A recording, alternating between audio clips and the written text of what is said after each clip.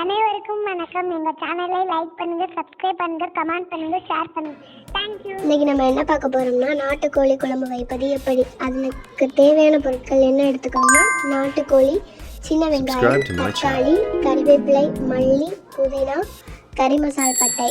அதுக்கு இப்போ தேவையானதை நம்ம அரைக்க எடுத்துக்க போகிறோம். அதுக்கு என்ன எடுத்துக்கணும்னா சீரகம் 1 ஸ்பூன், பூண்டு 10 பல்லு, தேங்காய் 1 செல்லு, இஞ்சி 1 செல்லு, மிளகு 1 ஸ்பூன், சோம்பு 1 ஸ்பூன், மஞ்சள் பொடி 1 ஸ்பூன். இதெல்லாம் சேர்த்து நல்லா அரைச்சி எடுத்துக்கோங்க தனியாக.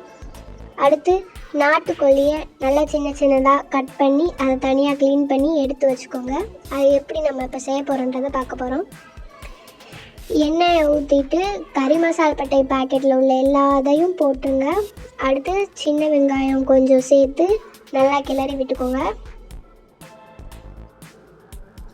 சின்ன வெங்காயம் சேர்த்து நல்லா கிளறி விட்டுக்கோங்க. அடுத்து அது கூடவே கறிவேப்பிலை, புதினாவை ஆட் பண்ணிக்கோங்க. ஆட் பண்ணி நல்லா அது கலர் சேஞ்ச் ஆக வர நல்லா கிளறி விட்டுக்கோங்க. அந்த வெங்காயம் கலர் சேஞ்ச் ஆக வர நல்லா கிளறி விட்டுக்கோங்க. அது கூடவே கொஞ்சம் உப்பு ஆட் பண்ணி நல்லா கிளறி விட்டுக்கோங்க. சீக்கிரமாகவே வெந்துடும். அடுத்து நம்ம தக்காளி ஆட் பண்ணணும். தக்காளி ஆட் பண்ணிவிட்டு நல்லா கிளறி விட்டுக்கோங்க. அந்த தக்காளி நல்லா வதங்குற வரை நல்லா கிளறி விட்டுக்கணும். இந்த மாதிரி நல்லா கிளறி விட்டுக்கோங்க. இப்போ கொஞ்சம் கலர் சேஞ்ச் ஆன மாதிரி தெரியுது. இப்போ கொஞ்சம் நல்லாவே வெந்திருக்கு. அது கூடவே இப்போ நம்ம என்ன ஆட் பண்ண போகிறோம்னா க்ளீன் பண்ணி வச்சுருந்த கறியை ஆட் பண்ண போகிறோம். நாட்டுக்கோழி கறி எல்லா கறியும் ஆட் பண்ணிட்டு அது கூடவே நம்ம தேவையான அளவு உப்பு ஆட் பண்ணிக்கணும். உப்பு ஆட் பண்ணி நல்லா கிளறி விட்டுக்கணும்.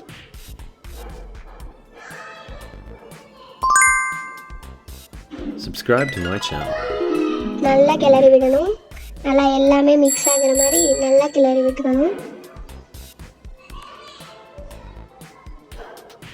இப்போ ஓரளவு எல்லாமே நல்லா மிக்ஸ் ஆகிடுச்சு. அடுத்து நம்ம மூடி வைக்கணும்.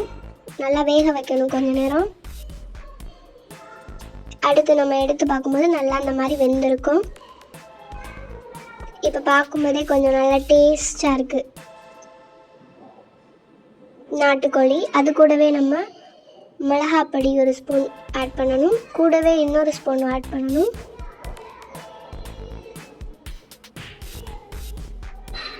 நல்லா கிளறி விட்டுக்கணும்.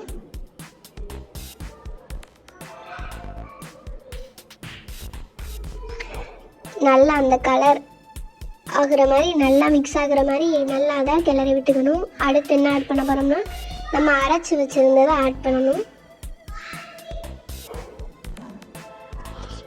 அரைச்சி வச்சுருந்ததை ஆட் பண்ணிவிட்டு அது கூடவே கொஞ்சம் தண்ணி சேர்த்து நல்லா கிளறி விட்டுக்கோங்க. எல்லாம் நல்லா மிக்ஸ் ஆகிற மாதிரி நல்லா கிளறி விட்டுக்கோங்க.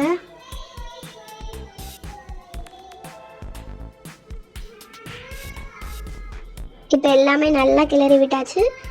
அடுத்து நம்ம இதை வேக வைக்கணும். அதுக்காண்டி நல்லா மூடி வச்சுருங்க. இப்போ நல்லா வெந்திருக்கு.